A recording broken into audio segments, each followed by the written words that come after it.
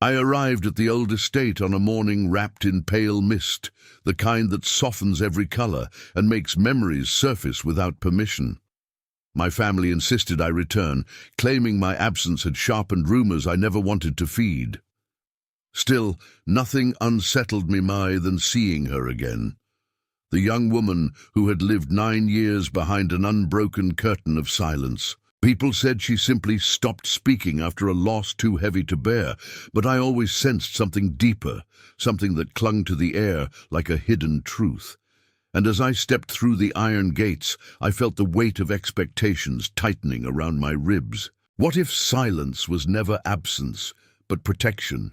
Before we delve deeper, subscribe to the channel and tell us in the comments where you're watching from. When I found her near the old fountain, she turned slowly, as if afraid even of her own movements. Her eyes met mine with a quiet intensity that startled me. It was as though she had waited for this moment long before it arrived. No words passed between us, yet her gaze carried paragraphs, confessions, warnings. The estate around Nos parecia escutar, with ivy crawling over stone walls and the faint echo of past generations resting in every corridor. I greeted her softly, uncertain of what she could or would respond, but she only nodded, her expression unreadable. And still I felt something shift, an invisible thread pulling us toward a truth neither of us dared name. It was later, during a walk along the shaded path, that the Count appeared behind us, his presence quiet but commanding. He leaned toward her with a whisper I couldn't fully hear, yet I saw the way her shoulders trembled, as though a dormant fear had awakened. I stood frozen, unsure whether to intervene or observe the unfolding scene. The Count's eyes flickered toward me with a knowing I did not understand, but I sensed that whisper carried the key to everything she hid. In that moment I realized our fates were more entwined than I ever imagined. And what came next? No one was prepared to face. The days that followed forced us into an unexpected rhythm, one stitched together by shared corridors, quiet breakfasts, and the subtle choreography of two people tentando não se notar.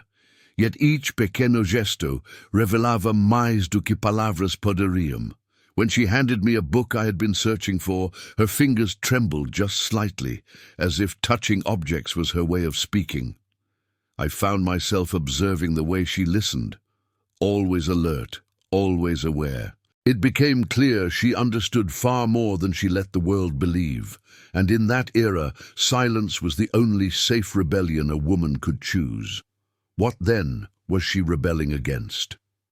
As I moved through the estate, pieces of the Count's past reached me in fragmented whispers from old servants, stories of promises never fulfilled and expectations he carried like invisible chains.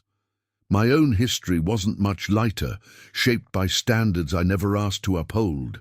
Perhaps that's why I noticed the way he watched her, not with cruelty, but with something closer to remorse. I wondered what bound them, and why his presence near her carried both authority and apology. Meanwhile, her silence deepened in meaning. There were moments she seemed on the verge of speaking, only to swallow the impulse like a secret she wasn't allowed to free. The moment that changed everything came at dusk, when I found them alone by the balcony. The Count leaned toward her once again, his voice barely audible, yet the effect immediate. She froze, her breath catching as though the words had unlocked a memory she had buried too deeply. I stepped forward instinctively, but she raised a hand in a silent plea for stillness. That single gesture told me more than any explanation could. Whatever he whispered lived at the center of her 9-year lie. And as the evening light faded, I felt a truth forming in the shadows, a truth that would break the silence forever. I found her alone in the winter garden, the glass walls holding the last glow of evening like fading embers. She stood perfectly still, as if the vines and marble statues were listening for her next breath. When I approached, she didn't turn, yet I felt she had expected me. The truth had been forming like a storm behind her eyes for days, and I sensed it was ready to break.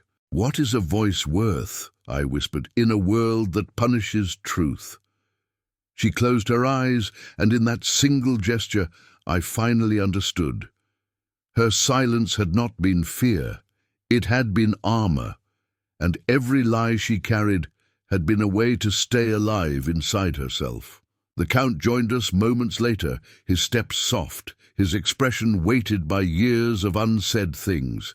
But his presence didn't feel threatening, only necessary, as if this final piece depended on the three of us standing there. He spoke gently, confessing that his whisper had been a reminder, not a threat, a promise he made to protect her secret when she had begged him, 9 years earlier, to let the world believe she had no voice. She trembled, but this time it wasn't fear. It was release. I felt something inside me shift, a quiet breaking of the walls I'd built around my own truths, and in that fragile space, everything finally aligned. Then it happened, small, fragile, miraculous. She turned to me, breath unsteady, and spoke my name. One word, soft as a falling petal, yet powerful enough to rewrite our histories. Her voice carried years of longing, restraint, and hope, awakening at last. I held her hands, knowing I was witnessing a rebirth, not just of sound, but of identity.